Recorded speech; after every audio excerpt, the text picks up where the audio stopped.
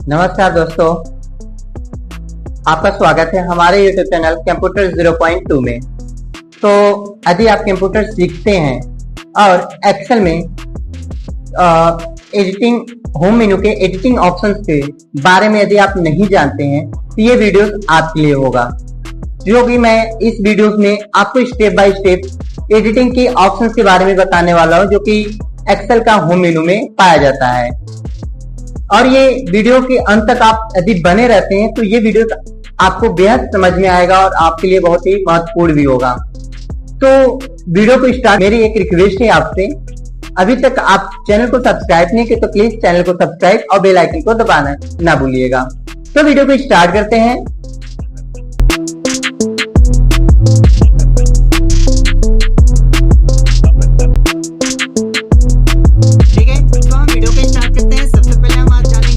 AutoSum का use क्या होता है। ऑटोसम जैसे कि मैंने कर्सर यहाँ पर रखा, ऑटोसम में जाते हैं, इसमें बहुत सारे ऑप्शंस मिलेंगे, जैसे है sum, average, count numbers, maximum, minimum. तो सम का मतलब होता है टोटल, मतलब कि जोड़ना, और एवरेज मतलब होता है परसेंटेज निकालना। इस तरह से बहुत ही आसान तरीकों से परसेंटेज निकाल सकते हैं। और काउंट नंबर्स मतलब कि यहाँ से आप काउंसलिंग कर सकते हैं, कितने नंबर्स हैं काउंट करके, जिससे आप काउंसलिंग करने पर नंबर आया।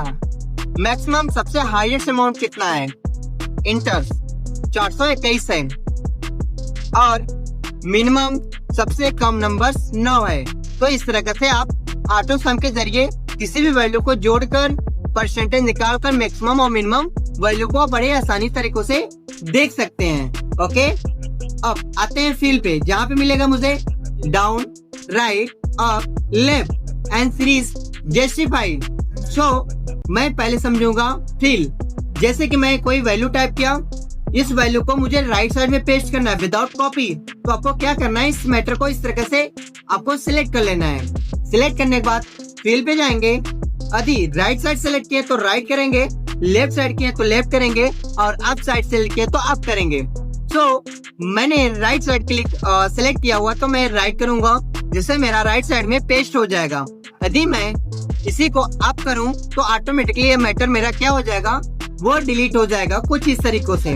ठीक है, मुझे ऐसा नहीं करना है। ठीक है, और आगे बढ़ते हैं, जिसमें आता है आपका सीरीज। सीरीज में क्या है, लाइनर एंड ग्रोथ। लाइनर का लीनर का मतलब क्या होता है, जैसे कि आप टेबल टाइप करना चाहते हो 2, 4, 6, 8, 10, तो लीनर का यूज करते हैं। और ग्रोथ का यूज तब करते हैं जब आपको किसी वैल्यू को डबल करना हो, जैसे 2 का 4, 4 का 8, 8, 16, 32, 64, इस तरह से करना हुआ तो ग्रोथ का यूज करते हैं। जैसे मैं आपको करके दिखाऊंगा, जैसे मैंने टेबल टाइप किया 2, 4, कुछ इस तरह से, और इस तरह से मुझे सेलेक्ट कर लेना है। सेलेक्ट करने के बाद आपको सिंपली चले जाना है फील्ड में, series, linear, starting and stop value 14 और ओके। सो आप देख सकते हो 2, 4, 6, 8, 10, 12, 14, 16, 18, 20, 22, इस तरह से टेबल आपका राइट हो गया। बट ये 2, 4 हुआ।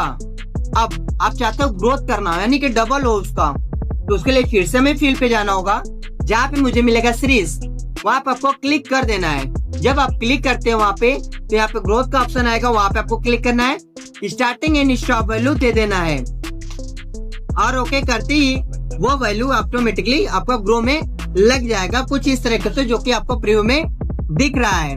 ठीक है, बैक। उसके बाद आपको क्या करना है, क्लियर। क्लियर में आते हैं, जैसे मैं इस टेबल को सिलेक्ट करूं और मैं यहाँ से करूं क्लियर ऑल, तो क्लियर ऑल का मतलब होता है सभी चीजें क्लियर हो जाएंगी, जैसे कि कलर, बॉर्डर, टेबल वगैरह सब। बैक। यदि आप चाहते हैं वनली फॉर्मेट क्लियर हो, मतलब कि जो कलर बॉर्डर दिए वनली वो, बाकी टेक्स्ट नो हो, तो फॉर्मेट क्लियर करेंगे तो आप देख सकते हो जो आपको कंटेंट था वो क्लियर नहीं हुआ है। बैक। कंट्रोल जेड से आपका बैक होता है, कुछ इस तरह से कंट्रोल जेड के जरिए हम बैक कर लेंगे। Clear. Clear contents. Clear contents मतलब होता है जो उसमें हम टाइप किए हैं वो आपका हट जाएगा, लेकिन कलर बॉर्डर नहीं हटेगा। तो आप कुछ इस तरह से प्रीव्यू में देख सकते हैं, जो कि मैंने किया है। Back, control Z. Clear. Clear comments. Comment कहीं दिए हैं, नो, इसलिए नहीं क्लियर होगा। हाइपरलिंक नहीं है कहीं यूज, इसलिए क्लियर नहीं होगा। ठीक है। अब हम बढ़ते हैं sort and filter. Sort and filter में आता है A to Z and Z to A। A to Z का मतलब ये होता है कि जो हम नाम टाइप किए रहते हैं उसे आप चाहते हैं अल्फाबेट के अनुसार करना, तो सॉर्ट एंड फिल्टर में जाइए, A to Z पे क्लिक कर कंटिन्यू विद जो करंट सिलेक्शन क्लिक करते हैं और सॉर्ट करते ही वो नाम अल्फाबेट के अनुसार सेट हो जाएगा। सेम इसी को उल्टा किया जाए अपोजिट, तो आप यहाँ से कर सकते हैं कुछ इस तरीकों से। ओके, फिर filter custom sort. Custom sort में भी वही चीज हमको मिलेगा। फिल्टर क्या होता है, वो हेडिंग पे फिल्टर को अप्लाई करने के लिए होता है, जो कि इसका इम्पोर्टेंट बहुत वेरी इंपॉर्टेंट है। ओके,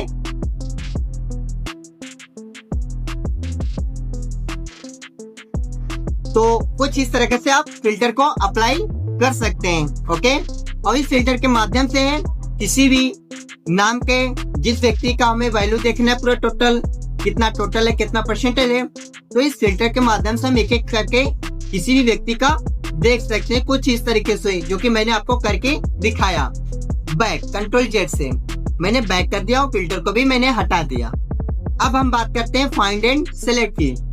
फाइंड का मतलब होता है किसी भी अक्षर को खोजना, रिप्लेस जो कि चेंज करने के लिए होता है, गो टू किसी भी ऑप्शन में जाने के लिए।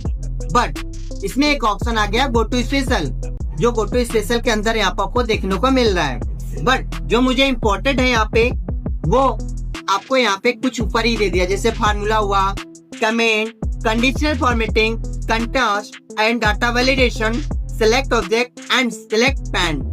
तो सबसे पहला ऑप्शन आता है फार्मूला। फार्मूला मतलब फाइंड करना है कि कहाँ कहाँ पे फार्मूला लगा है, वो ऑटोमेटिकली क्या हो जाए, सेलेक्ट हो जाए। तो जहाँ जहाँ पे हमने फार्मूला अप्लाई किया हुआ है वो ऑटोमेटिकली क्या हुआ है, सेलेक्ट हो चुका है। बैक, फिर से हमें आते हैं कमेंट। कमेंट क्या किए, नो कमेंट द फाउंड, यानी कमेंट आपने नहीं किया, उसलिए वर्ड और ढूंढ के सिलेक्ट नहीं किया। Conditional formatting, type conditional formatting use किए, नो सेल वेयर फाउंड, मतलब कि इस टेबल में आपको कंडीशनल फॉर्मेटिंग कहीं भी यूज नहीं किया गया है।